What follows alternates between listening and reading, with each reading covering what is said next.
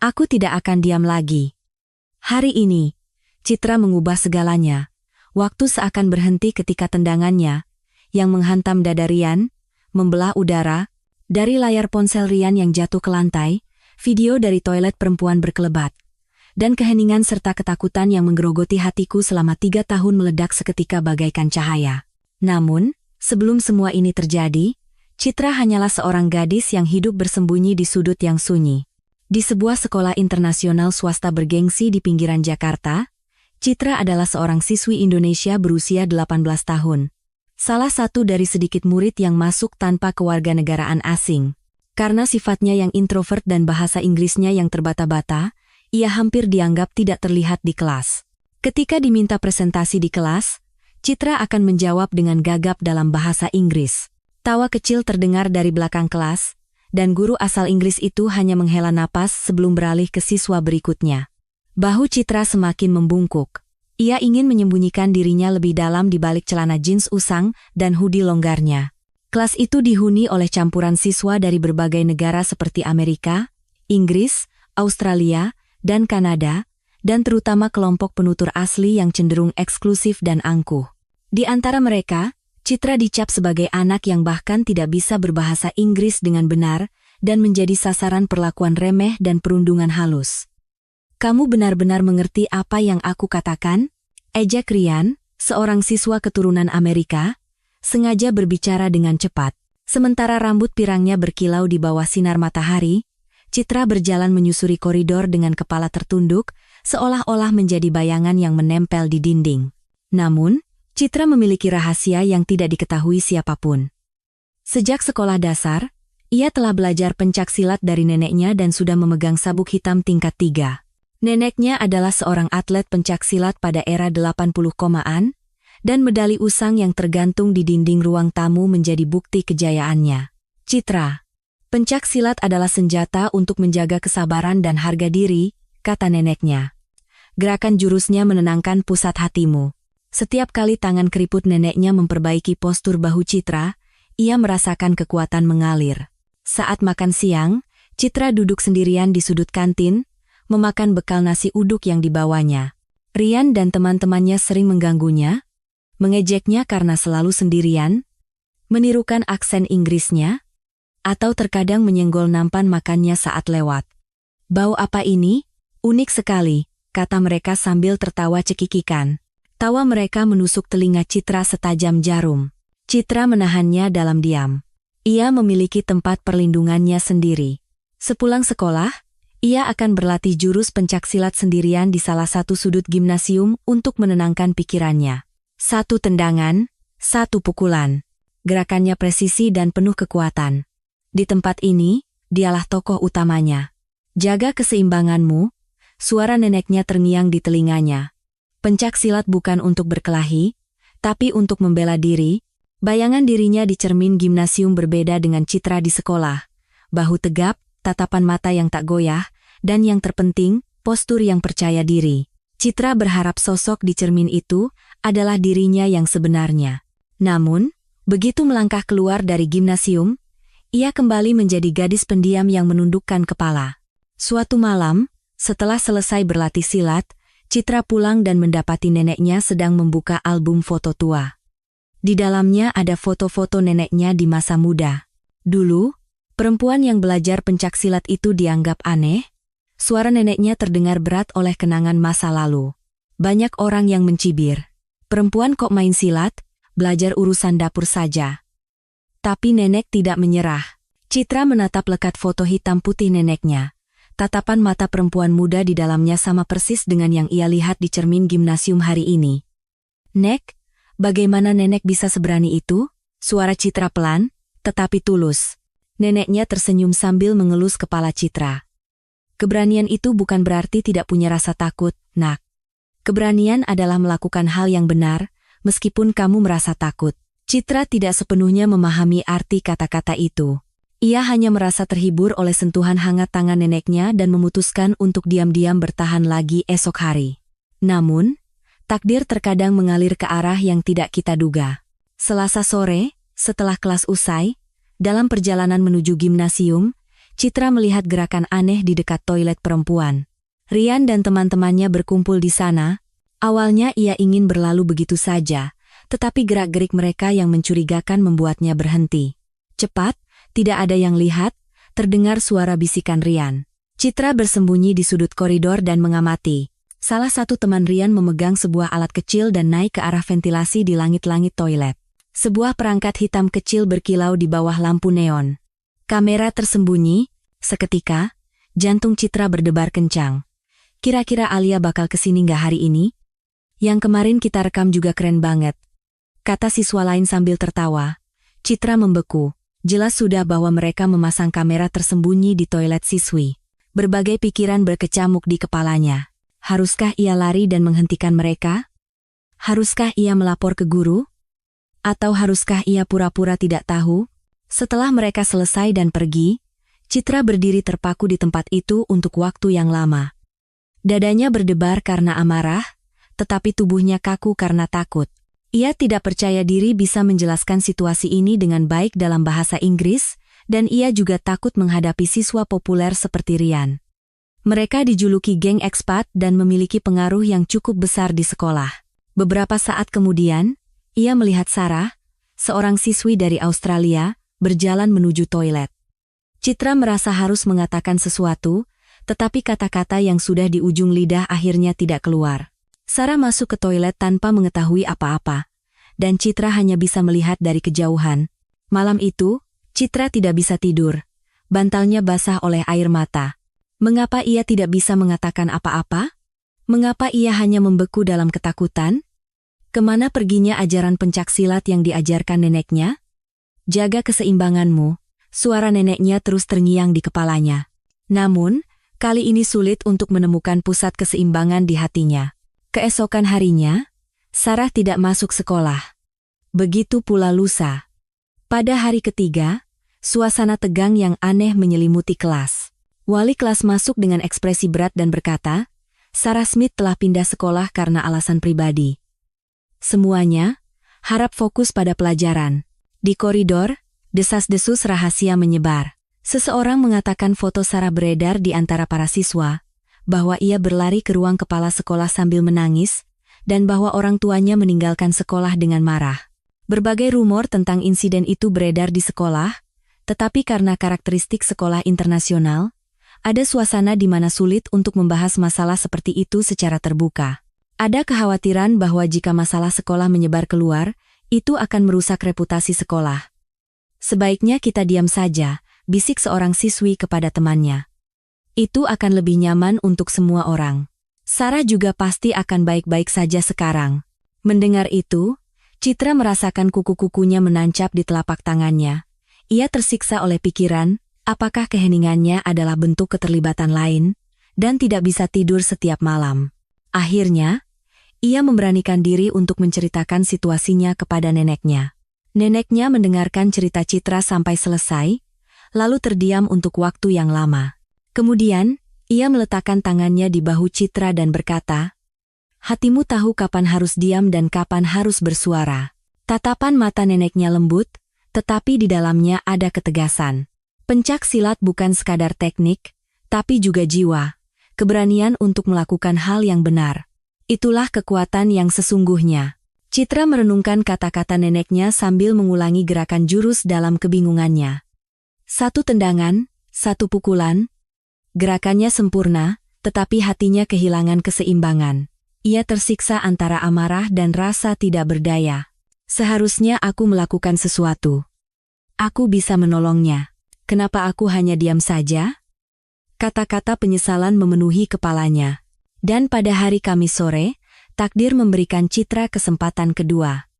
Di toilet yang sama, pada waktu yang sama, Citra sekali lagi menyaksikan Rian dan teman-temannya mengincar korban baru.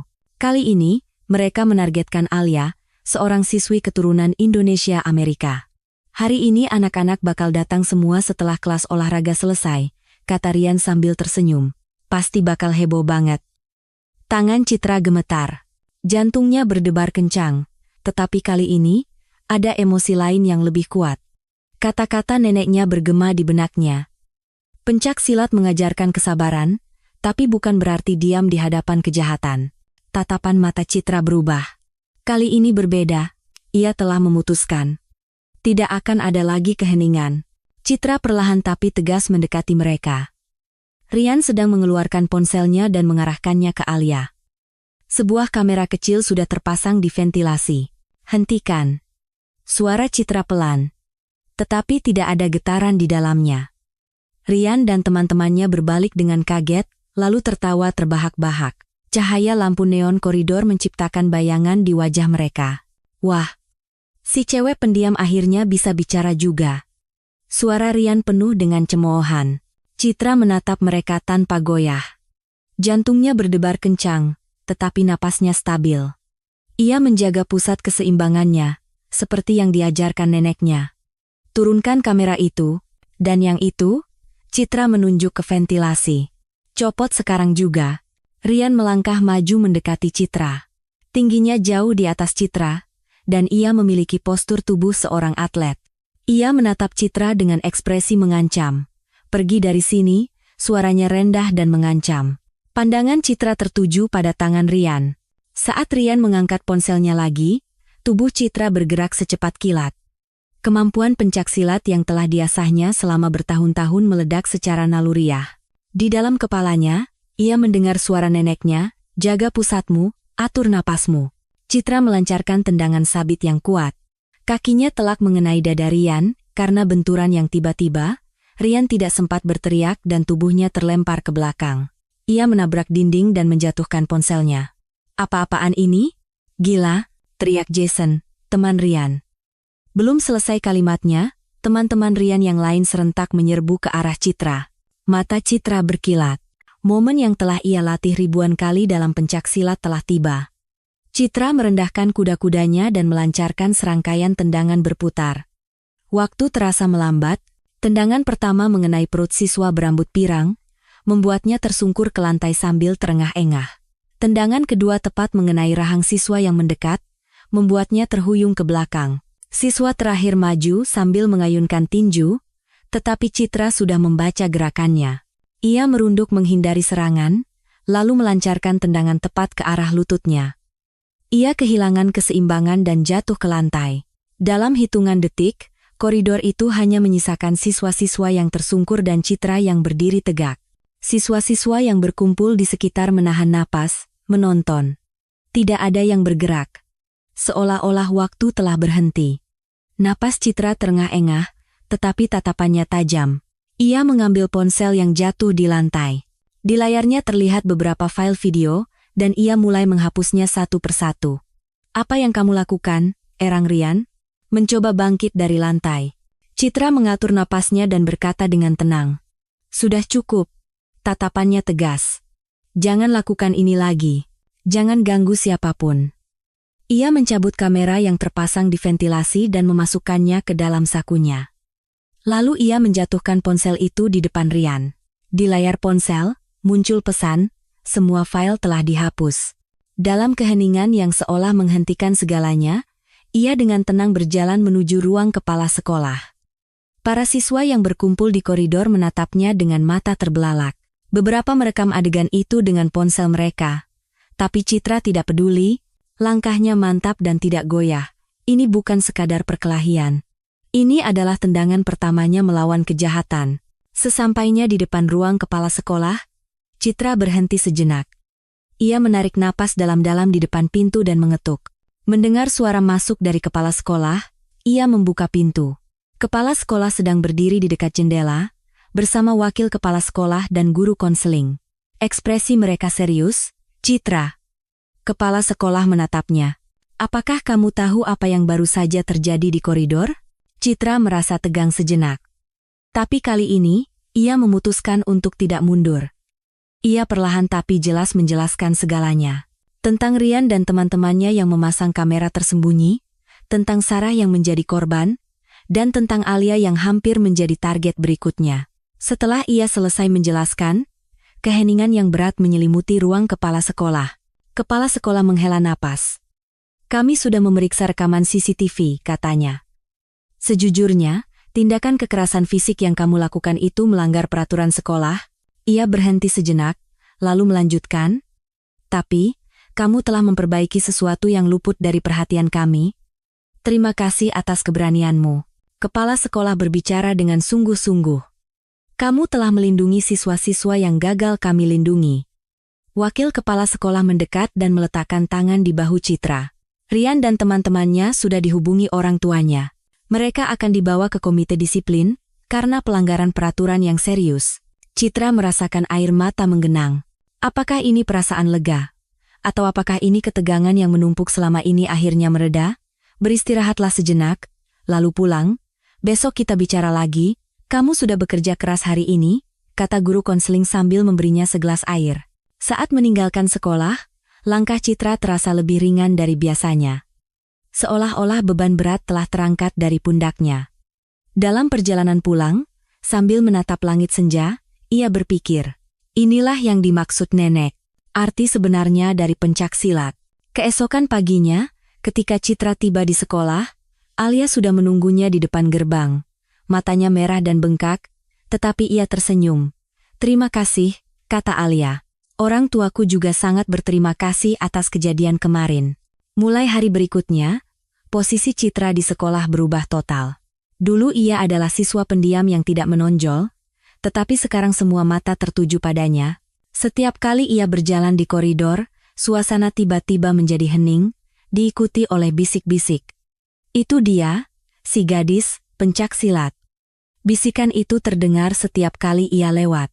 Beberapa siswa menatapnya dengan kagum, sementara yang lain menatapnya dengan campuran rasa takut. Tidak ada lagi siswa yang mengganggunya, tetapi perhatian yang tiba-tiba ini menjadi beban tersendiri bagi Citra yang introvert. Saat makan siang, ketika Citra masuk ke kantin, suara-suara memanggilnya dari beberapa meja.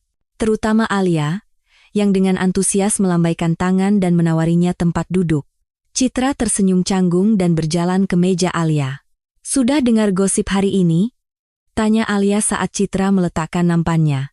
Rian dan teman-temannya diskors. Bahkan katanya mereka diperiksa polisi. Citra perlahan mengangguk. Namun, hatinya rumit. Meskipun tindakannya benar, tidak mudah baginya untuk beradaptasi dengan perubahan yang diakibatkannya. Namun, perhatian yang tiba-tiba ini adalah pedang bermata dua. Siswa-siswa yang dekat dengan Rian, terutama beberapa siswa asing, memandangnya dengan tidak baik. Mereka pikir Citra bertindak terlalu jauh. Dia itu kasar. Dia melukai anak-anak yang tidak melakukan apa-apa. Terdengar suara seorang siswa berbicara kepada kelompoknya.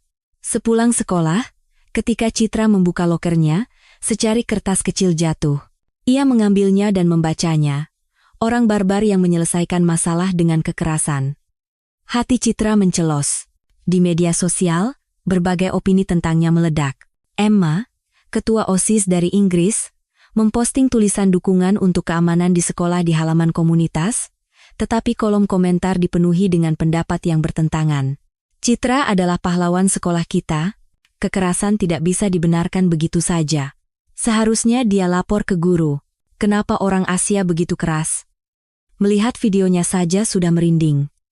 Tendangannya benar-benar level pro. Di dalam komunitas sekolah internasional, ia dijuluki gadis, pencak silat Indonesia, dan tekanannya semakin besar. Beberapa siswa memintanya untuk mengajar pencak silat, tetapi siswa lain sengaja menghindarinya saat berpapasan. Di kelas olahraga, tidak ada yang mau satu tim dengan Citra, bukan karena mereka menganggapnya berbahaya, tetapi karena keberadaannya terasa membebani. Guru olahraga menyadari suasana ini dan memanggil Citra secara pribadi. "Tindakanmu itu benar. Kamu boleh bangga," kata guru itu. "Tapi mungkin kamu harus menunggu situasi ini mereda. Orang-orang akan lupa seiring berjalannya waktu." Namun, Citra merasa situasi ini tidak akan mudah berlalu. Rasanya seperti bolak-balik antara dua dunia yang berbeda. Di satu sisi, ia diperlakukan sebagai pahlawan, dan di sisi lain, ia dicap sebagai orang asing yang suka kekerasan. Dalam perasaan yang membingungkan ini, Citra mulai meragukan apakah tindakannya benar.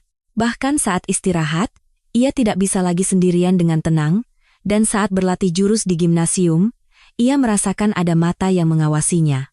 "Apakah lebih baik jika aku pura-pura tidak tahu?" Citra bertanya pada dirinya sendiri di depan cermin.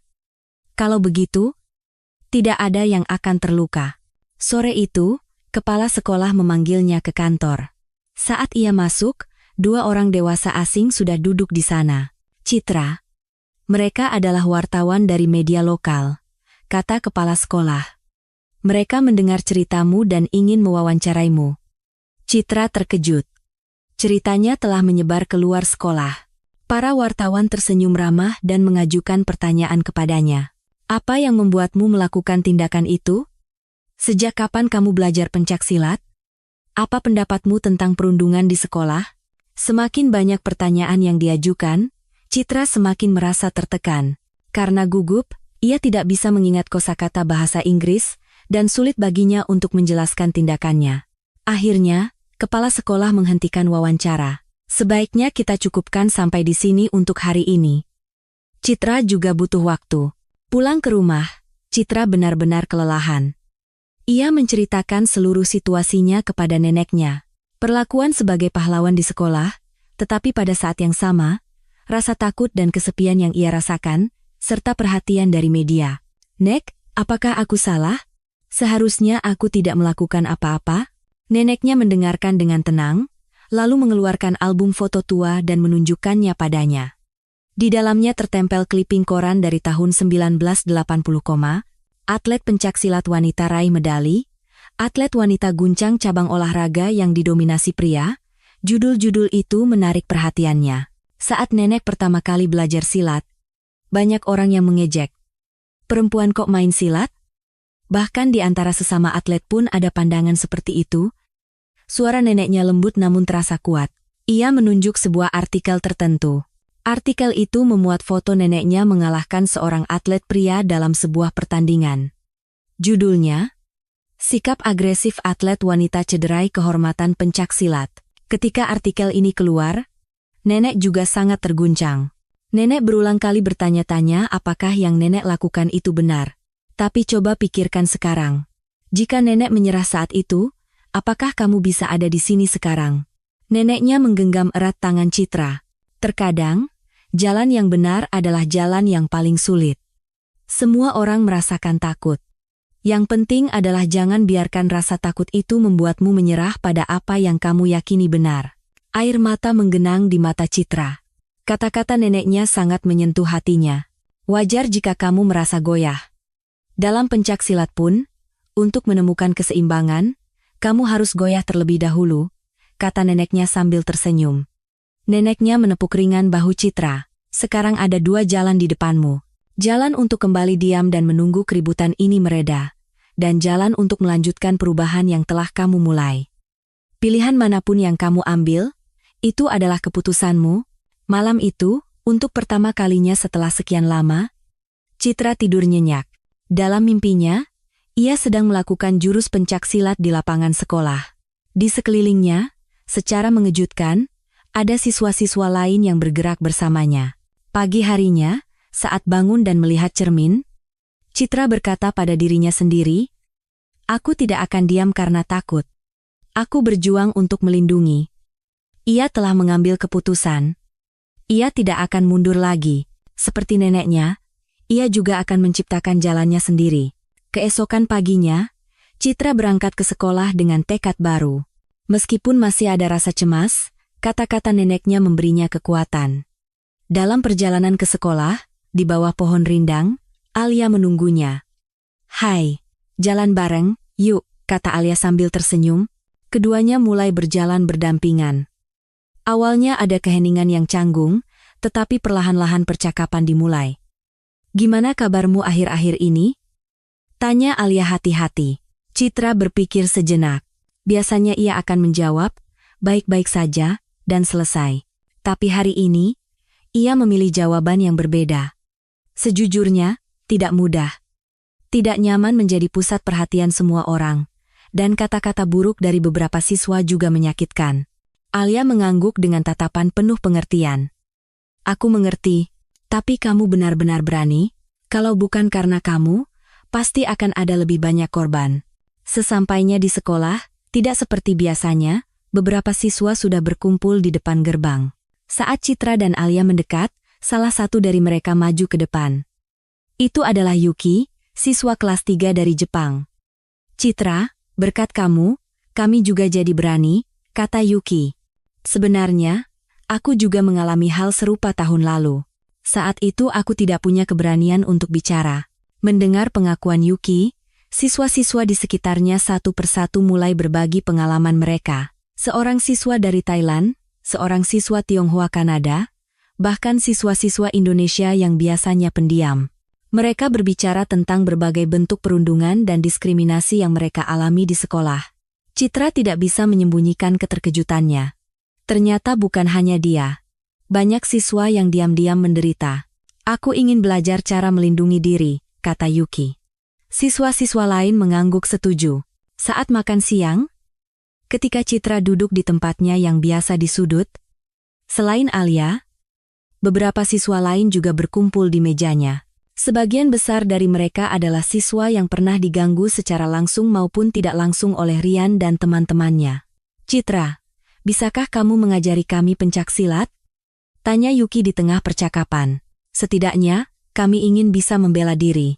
Citra ragu sejenak. Mengajar pencaksilat bukan hanya sekadar mengajarkan teknik, tetapi juga berbagi semangat dan nilai-nilai. Seperti yang dilakukan neneknya padanya. Aku bukan guru, kata Citra hati-hati. Tapi sepertinya aku bisa berbagi apa yang aku tahu. Sore itu, sepulang sekolah, Citra berkumpul dengan sekitar 10 siswa di salah satu sudut gimnasium sekolah. Karena bukan kegiatan resmi, mereka menggunakan waktu luang untuk berlatih gerakan dasar pencaksilat. Kita mulai dari yang paling dasar. Postur dan pernapasan yang benar itu penting, jelas Citra di depan para siswa. Ia perlahan-lahan menunjukkan kuda-kuda dasar. Para siswa mengikutinya dengan serius, meskipun kaku dan canggung, tatapan mata mereka penuh dengan kesungguhan. Jika berhenti di sini, ini mungkin hanya akan berakhir sebagai pertemuan kecil. Namun, takdir terkadang mengalir ke arah yang tidak terduga. Pak Budi, guru olahraga, kebetulan lewat dan melihat mereka. Sedang apa ini? Tanya Pak Budi, sambil masuk ke gimnasium. Citra dan para siswa sempat panik. Mereka khawatir akan dihentikan karena ini adalah kegiatan tanpa izin. Namun, Citra telah memutuskan untuk tidak lagi mundur karena takut. Kami sedang belajar gerakan dasar pencaksilat, Pak. Jawab Citra dengan tenang. Untuk membela diri, Pak Budi mengamati para siswa sejenak. Ekspresinya sulit dibaca. Citra merasakan jantungnya berdebar kencang. Kenapa tidak dijadikan kegiatan ekstrakurikuler resmi? Tanya Pak Budi. Tiba-tiba sebuah ide muncul di benak Citra. Dukungan dari nenek dan teman-temannya memberinya keberanian. Apakah bisa, Pak? Tanya Citra hati-hati. Apakah kami bisa membuat klub pencaksilat untuk bela diri secara resmi? Pak Budi tampak berpikir. Lalu ia perlahan mengangguk. Coba buat proposalnya. Nanti bisa saya ajukan ke kepala sekolah untuk dipertimbangkan. Malam itu, Citra, Alia, dan Yuki berkumpul di rumah Citra untuk menyusun proposal klub. Mereka menjelaskan secara rinci tujuan, rencana kegiatan, dan manfaat yang diharapkan. Neneknya diam-diam mengamati mereka di samping, sesekali memberikan saran. Ini bukan untuk berkelahi, tulis Citra di awal proposal. Ini tentang harga diri dan perlindungan diri. Keesokan harinya, dengan hati berdebar, Citra mendatangi ruang kepala sekolah. Alia dan Yuki menemaninya. Mereka menyerahkan proposal itu dengan hati-hati.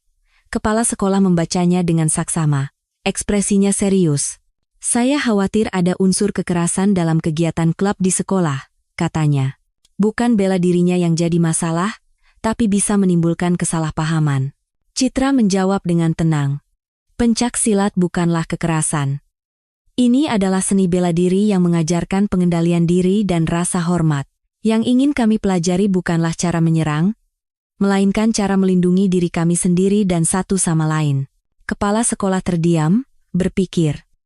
Saat itulah Alia memberanikan diri untuk berbicara. Pak, orang tua saya juga sangat mendukung kegiatan ini. Saya yakin orang tua murid lain juga akan begitu. Akhirnya, kepala sekolah memberikan persetujuan bersyarat. Dengan syarat kegiatan selalu di bawah pengawasan guru, lebih menekankan pada pengembangan diri daripada kompetisi, dan terbuka untuk semua siswa. Pak Budi mengajukan diri sebagai guru pembimbing. ia pernah belajar pencaksilat saat kuliah. Pada hari pertemuan resmi pertama, gimnasium ternyata dipenuhi oleh lebih banyak siswa dari yang diperkirakan. Lebih dari 20 siswa, meskipun tidak mengenakan seragam silat, sudah menunggu dengan pakaian olahraga. Yang mengejutkan, ada cukup banyak siswa laki-laki juga. Citra menarik napas dalam-dalam dan maju ke depan. Awalnya suaranya bergetar, tetapi seiring ia berbicara, kepercayaan dirinya tumbuh. Pencaksilat bukan untuk berkelahi. Ini adalah kekuatan untuk tidak diam dan membela diri. Menemukan keberanian untuk berbicara saat kita harus berbicara, itulah arti sebenarnya dari pencaksilat. Ia mulai mengajarkan kuda-kuda dasar, posisi kaki, bentuk tangan, hingga cara bernapas. Para siswa mengikutinya dengan serius. Setiap kali Citra memberikan contoh, gerakannya mengandung kebanggaan dan keanggunan yang diwarisinya dari neneknya. Jaga keseimbangan kalian, tenangkan napas, dan percayalah pada diri sendiri. Di bawah bimbingan Citra, para siswa mempelajari gerakan satu persatu. Ini bukan sekadar aktivitas fisik. Mereka belajar untuk saling percaya dan menghormati sambil bergerak bersama. Setelah klub selesai, Alia mendekati Citra dan berkata, "Kata-katamu di kelas hari ini sangat menginspirasi. Sekarang aku tahu bahwa pencaksilat bukan sekadar bela diri." Citra tersenyum. Untuk pertama kalinya, ia merasa suaranya berharga. Ia sedang menciptakan perubahan melalui kata-kata, bukan keheningan. Berjalan di koridor sekolah, Citra tidak lagi berjalan merapat ke dinding. Langkahnya penuh percaya diri dan mantap. Ini bukan hanya perubahan dalam dirinya sendiri. Siswa-siswa di sekitarnya juga perlahan-lahan berubah. Sesampainya di depan lokernya, Citra menemukan sebuah catatan kecil. Saat dibuka, tertulis, "Tidak sabar menunggu pertemuan berikutnya." Anggota klub silat, bersama dengan tanda tangan beberapa siswa. Senyum mereka di bibir Citra. Inilah jalan yang benar yang dikatakan neneknya. Jalan yang tidak mudah, tetapi jelas berharga. 2 bulan telah berlalu sejak klub pencaksilat dibentuk. Awalnya hanya dimulai sebagai kegiatan ekstrakurikuler biasa, tetapi segera menjadi salah satu pertemuan paling populer di sekolah. Anggota yang semula berjumlah 20 orang kini telah bertambah menjadi 35 orang, dan setiap minggu ada saja siswa baru yang menunjukkan minat. Citra mengajar dengan setia pada dasar-dasar yang diajarkan neneknya. Jurus, gerakan dasar. Dan yang terpenting, semangat pencaksilat. Para anggota belajar untuk saling menghormati dan peduli, dan tak lama kemudian, klub silat menjadi tempat di mana siswa dari berbagai negara dan latar belakang berbaur bersama. Suatu pagi, kepala sekolah memanggil Citra ke kantornya. Kepala bagian penerimaan siswa dan ketua OSIS, Emma, juga ada di sana. "Ada kabar baik," kata kepala sekolah sambil tersenyum. "Festival multikultural tahunan sekolah akan diadakan minggu depan. Tahun ini sekolah kita yang menjadi tuan rumah, dan kami ingin klub pencaksilatmu memberikan pertunjukan khusus." Citra tidak bisa menyembunyikan keterkejutannya. Festival multikultural adalah acara besar yang diikuti oleh semua sekolah internasional di wilayah Jakarta. Festival ini, yang memperkenalkan budaya dari berbagai negara, tidak hanya dihadiri oleh siswa, tetapi juga orang tua dan tokoh masyarakat. "Kami ingin menunjukkan budaya Indonesia dengan cara yang otentik," jelas Emma. "Dan kami pikir pertumbuhan dan keharmonisan yang ditunjukkan oleh klub silat sangat cocok dengan semangat festival." Awalnya Citra ragu. Ini adalah hal yang berbeda levelnya dengan berlatih di ruang kelas kecil. Tampil di depan ratusan penonton terasa membebani. Namun, kata-kata yang ditambahkan oleh kepala bagian penerimaan siswa menggerakkan hati Citra. Acara ini akan menjadi contoh yang baik bagi siswa dari sekolah lain. Jika kita bisa menunjukkan bagaimana siswa dari latar belakang yang berbeda dapat hidup harmonis bersama, itu bisa memberikan pengaruh positif bagi sekolah-sekolah lain. Sore itu, Citra menyampaikan berita ini kepada anggota klub silat. Awalnya semua terkejut, tetapi segera dipenuhi dengan kegembiraan dan antusiasme. "Ini kesempatan yang luar biasa," seru Alia. "Kita bisa menunjukkan apa yang telah kita pelajari kepada anak-anak dari sekolah lain," tambah Yuki. Citra mendapatkan keberanian dari reaksi antusias para anggota.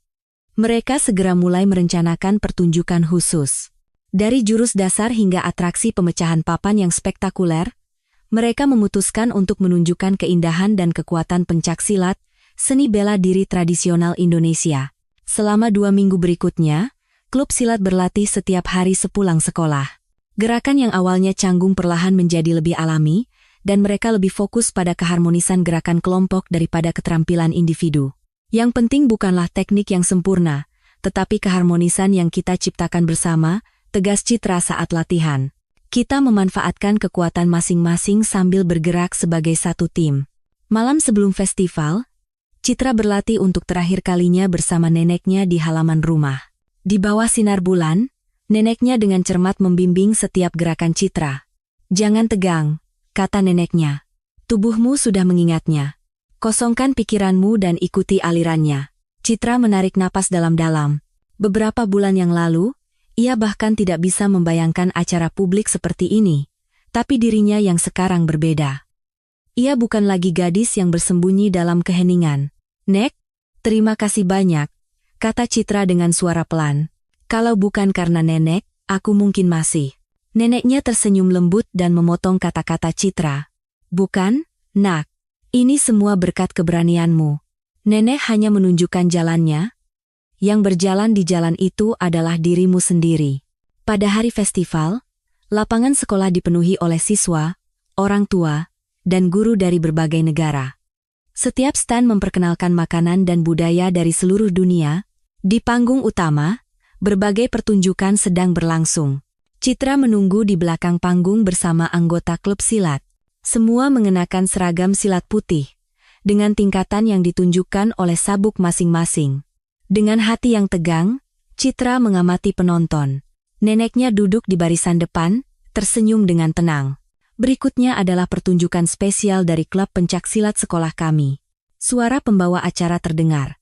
Mereka akan menunjukkan semangat dan keindahan pencaksilat, seni bela diri tradisional Indonesia. Diiringi tepuk tangan, Citra memimpin anggota klub silat naik ke atas panggung. Mereka berasal dari negara yang berbeda, tetapi mengenakan seragam yang sama dan berbagi gerakan yang sama. Pemandangan lebih dari 30 siswa yang bergerak seolah-olah satu tubuh benar-benar spektakuler. Musik dimulai, dan mereka menampilkan jurus dasar. Gerakan yang dimulai dengan lambat semakin cepat, dan penonton, yang awalnya hanya menonton dalam diam, perlahan mulai mengeluarkan suara kekaguman. Acara berikutnya adalah pemecahan papan kelompok. Sementara beberapa siswa memegang papan kayu. Anggota klub silat secara bergiliran berhasil memecahkannya dengan tendangan yang memukau. Terutama tendangan berputar di udara dari Alia dan Yuki yang mendapat sorakan meriah. Di acara terakhir, Citra berdiri sendirian di tengah panggung. Semua lampu sorot terfokus padanya. Ia sejenak menatap neneknya, dan neneknya mengangguk kecil. Citra mulai menampilkan jurus tingkat lanjut. Setiap gerakannya menceritakan perjalanannya selama ini. Hari-hari yang sunyi, pertarungan dengan rasa takut, keputusan untuk tidak lagi diam, keberanian yang mengalahkan ketakutan, dan kepercayaan diri setelah mengetahui nilainya. Setelah menyelesaikan jurusnya, Citra membungkuk dalam-dalam untuk memberi hormat. Seketika, gimnasium dipenuhi oleh tepuk tangan yang meriah. Anggota klub silat lainnya naik ke panggung untuk memberikan hormat terakhir bersama. Sorak-sorai penonton terus berlanjut, dan mata neneknya berkaca-kaca karena bangga. Seorang guru pembimbing silat dari sekolah lain mendekat untuk berjabat tangan dan berkata, "Pertunjukan yang sangat hebat. Sekolah kami juga ingin mencoba memperkenalkan program seperti ini." Setelah pertunjukan selesai, banyak siswa dan orang tua mengunjungi stan klub silat. Mereka bertanya tentang pencaksilat dan mencoba mempelajari beberapa gerakan sederhana. Saat festival berakhir dan matahari mulai terbenam, Citra berlatih jurus sendirian di halaman rumput di belakang sekolah. Sinar senja oranye menerangi sosoknya. Itu tadi luar biasa, suara Alia membuat Citra berbalik. Di belakang Alia, anggota klub silat lainnya mulai berkumpul. "Berkat kamu, kami tidak takut lagi," kata Alia. "Kita semua telah berubah." Yuki mendekat dan menambahkan, "Teman-teman dari sekolah lain juga menghubungiku, mereka bilang mereka juga ingin membuat klub serupa." Citra tersenyum hangat. Di dalam hatinya, ada campuran rasa bangga dan syukur. Ia berpikir, sekarang aku juga bisa melindungi seseorang. Dari kejauhan, suara neneknya yang mengamati pemandangan ini bergema di dalam hatinya. Anak itu tahu cara bertarung, tapi yang lebih penting, dia tahu kapan harus bertarung. Dia telah belajar bahwa meskipun keheningan terkadang adalah kebijaksanaan, keheningan di hadapan kejahatan sama dengan keterlibatan. Di tengah senja yang memudar, Citra duduk melingkar bersama teman-temannya. Mereka merayakan kesuksesan hari itu dan membicarakan rencana selanjutnya. Bahasa yang berbeda, budaya yang berbeda. Tapi sekarang mereka adalah satu komunitas. Selanjutnya kita mau melakukan apa? Tanya Alia. Citra berpikir sejenak, lalu berkata, bagaimana kalau kita pergi ke panti asuhan lokal dan mengajar pencaksilat kepada anak-anak di sana? Sepertinya kita bisa berbagi apa yang telah kita pelajari. Semua orang setuju dengan antusias. Mata mereka penuh dengan antisipasi dan kegembiraan untuk tantangan baru. Semester berikutnya, Klub Bela Diri, pencaksilat Citra memperluas jangkauan kegiatannya melampaui sekolah ke komunitas lokal. Mereka mengunjungi sekolah dasar dan panti asuhan di sekitarnya untuk mengadakan kelas pencak silat gratis, dengan perhatian khusus pada anak-anak yang terpinggirkan. Rian dan teman-temannya telah meninggalkan sekolah, tetapi proses penyembuhan luka yang mereka tinggalkan terus berlanjut. Sekolah membuat peraturan baru untuk melindungi keselamatan dan hak-hak siswa, dan memperkuat program pendidikan tentang keragaman dan inklusi.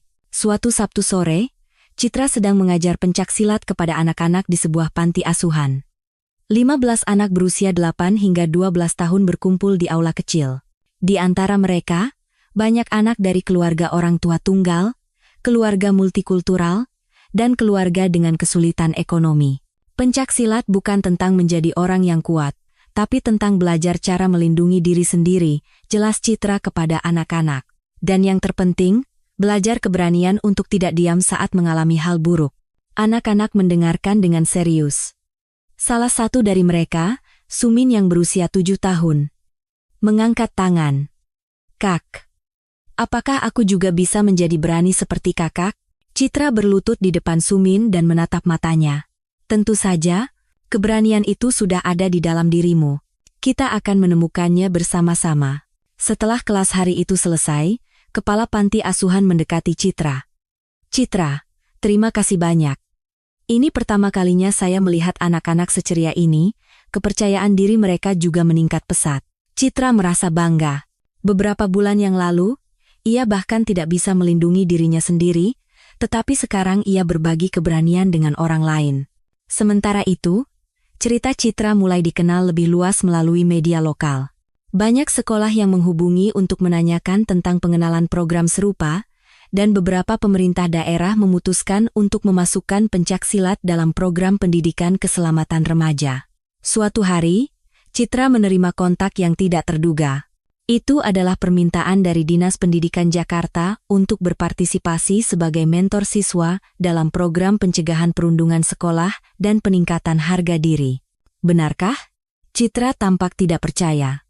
Iya, kami menilai bahwa kasus Citra akan menjadi contoh yang baik bagi banyak sekolah dan siswa, jelas petugas dari Dinas Pendidikan. Tentu saja, hanya sebatas sesekali mengunjungi sekolah lain untuk berbagi pengalaman, tanpa mengganggu kegiatan belajarmu. Setelah berdiskusi dengan neneknya, Citra memutuskan untuk menerima tawaran itu. Kunjungan pertamanya adalah ke sebuah SMP di Jakarta. Di aula, sekitar 200 siswa telah berkumpul. Citra merasa gugup, tetapi ia teringat kata-kata neneknya, bicaralah dari hati. Pengalamanmu akan menjadi kekuatan besar bagi seseorang. Halo semuanya. Nama saya Citra, ia memulai di depan mikrofon. Beberapa bulan yang lalu, saya mungkin adalah siswa paling pendiam di antara kalian. Saya takut berbicara, dan bahkan saat dirundung, saya hanya diam. Para siswa mulai fokus dengan tenang. Tetapi suatu hari, datanglah saat di mana saya tidak bisa lagi diam. Saya tidak bisa begitu saja membiarkan teman saya menjadi korban. Saat itulah saya sadar bahwa diam terkadang sama dengan ikut serta dalam kejahatan. Citra berbagi pengalamannya dengan jujur. Ketakutan, konflik, dan proses mengumpulkan keberanian. Para siswa semakin fokus, dan beberapa bahkan meneteskan air mata. Yang diberikan pencaksilat kepada saya bukanlah teknik bertarung, melainkan kekuatan untuk percaya pada diri sendiri. dan keberanian untuk bersuara demi kebenaran. Setelah ceramah selesai, seorang siswi mendekat dan berkata dengan pelan, "Kak, saya juga mengalami hal serupa. Apa yang harus saya lakukan?" Citra menggenggam tangan siswi itu. "Kamu tidak sendirian. Bicaralah pada orang dewasa yang bisa kamu percaya. Dan ingat, ini sama sekali bukan salahmu." Selama beberapa bulan berikutnya, Citra mengunjungi beberapa sekolah. Beberapa siswa yang mendengar ceritanya mulai menceritakan situasi mereka, dan ada kasus-kasus di mana mereka benar-benar mendapatkan bantuan. Sementara itu, klub pencaksilat Citra terus berkembang. Sekarang anggotanya lebih dari 50 orang, dan para senior yang sudah lulus sesekali datang untuk membantu adik kelas mereka. Sarah juga mengabarkan bahwa ia baik-baik saja di sekolah barunya.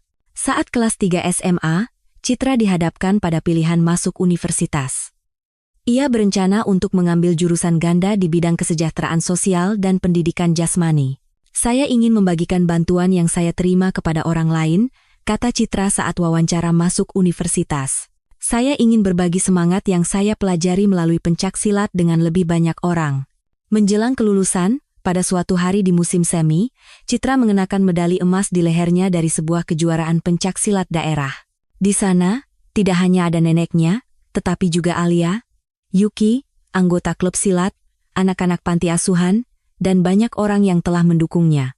Setelah upacara penyerahan medali, Sumin, anak kecil yang ditemuinya di panti asuhan, mendekati Citra dan bertanya, "Kak, kalau aku terus belajar silat, apakah aku bisa seberani Kakak?" Citra tersenyum dan meletakkan tangannya di bahu anak itu.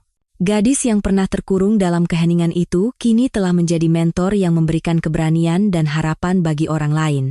Tentu saja, setiap orang bisa menemukan suaranya sendiri, dan itu selalu ada di dalam dirimu. Malam itu, Citra berlatih untuk terakhir kalinya bersama neneknya di halaman.